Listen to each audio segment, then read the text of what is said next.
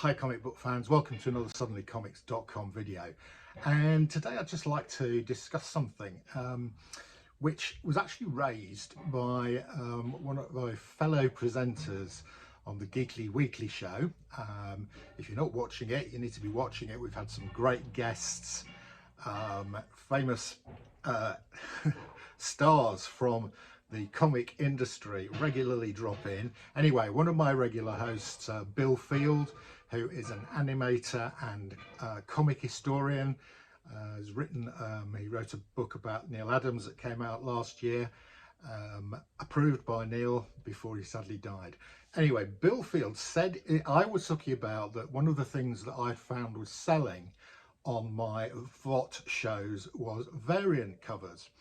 And Bill sort of passing remark, oh yes, variant covers, they'll probably save the comic industry.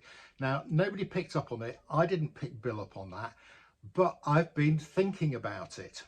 And I think Bill is probably right. You know, when I first came back into comics and I saw all these variant covers, I was sort of wearing my, old fogey hat, and I went, all this new stuff is nonsense. Who wants all these variant covers? However, I've changed my mind, and I think Bill has got a really good point.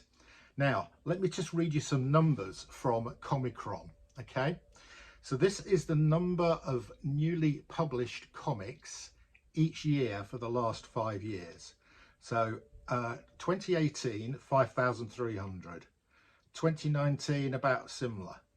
2020, COVID, huge drop down to 3,800.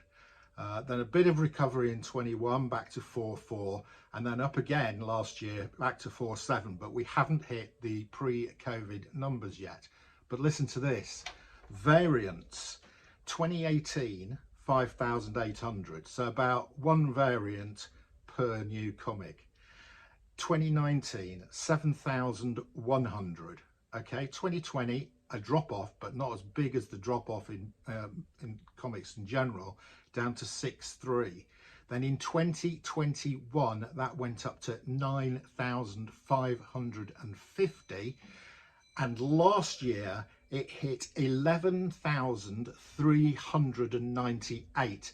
That is on average roughly three variants per new comic issued.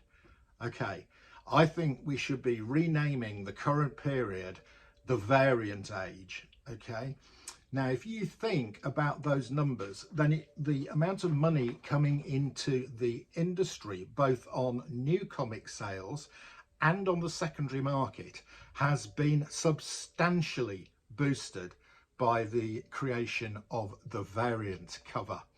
Not only that, but it's really interesting because for me, go back to stamp collecting. Back in the day, back in 1800s, early 1900s, stamp collecting was all the rage. And what were people after? They were after the variant stamps, the ones with the low print productions, the one with the interesting designs.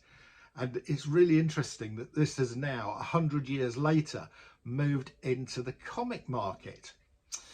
I think it's really about art appreciation as well. If you go back to the old days when we had the great artists, Van Gogh, Leonardo da Vinci, Constable, Reynolds, you name them, Picasso, then what used to sell for them was, for the mass market, only one person could own the original, but for the mass market they would do prints of one format or another. Now what's happening now is we've got a whole range of new modern artists, and the ones who are working in the comic industry, the way we get to sample their work is through the variant cover. And some people buy comics just because of the covers. We can't get away from that. I buy some comics just because of the covers. Some I buy because I want to read the story, and some I buy because they're a good investment. But part of it is buying a part of the art. It's like buying a limited edition print. So not only do I think the variant cover has probably saved the main product, Marvel, DC and some of the independents, because it's boosted their sales, but it's also boosted the secondary market for comics, which has always been there. It's a collectibles market, and in the collectibles market, rarity is what sells. So if you've got a rare variant cover, that is going to be valuable in the secondary market. And I've completely changed on variant covers. I now think they're a good thing. And why do I think they're a good thing?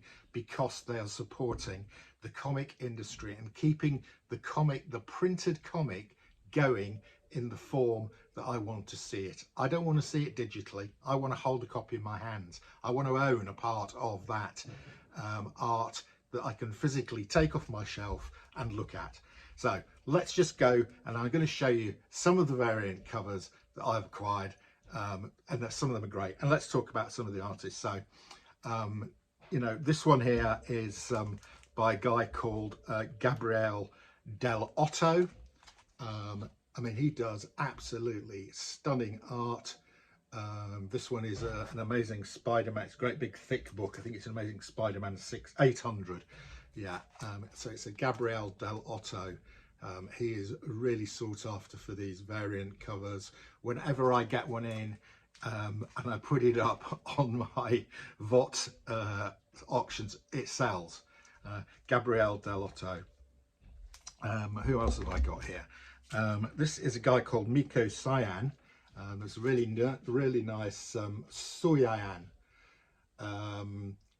giant-sized X-Men Nightcrawler. Really great. He's another of the guys that to look out for. This one I really like. This is Devil's Reign #2 variant. I think it's Elektra on the cover, and this is a guy called Lee Hook. Another guy who does fantastic variant covers. One of the themes that we do get is there are a couple of guys who've been around quite a long time: J. Scott Campbell, Alex Ross, J. Scott Campbell. These guys that produce consistently high quality of work. And one of the things that happens right now is you can get a theme which will run through all the comics coming out in a particular month. We are just about to get, there was a great set of comics a couple of years ago done by Alex Ross, where he did about 30 covers of various heroes for Marvel, and the cover was just a virgin cover of that hero. It was called the Timeless Edition. Well, he is now doing the same thing for a series of villains, and these are going to appear, I think, over 3 months across a range of different titles. I'll be getting them all. In fact, I've pre-ordered them all because I can pre-order them at between £3 and £4 each. If you wait for them to come out, you'll be paying £5, £10 each. So that's some of the great ones. I've got some other stuff here. Beautiful Black Cat. I love this Alien variant cover. We've got one here. This is a good example. So we had one where Spawn appeared on a number of covers. Nothing to do with what's in the comic, but here he is on Catwoman 50.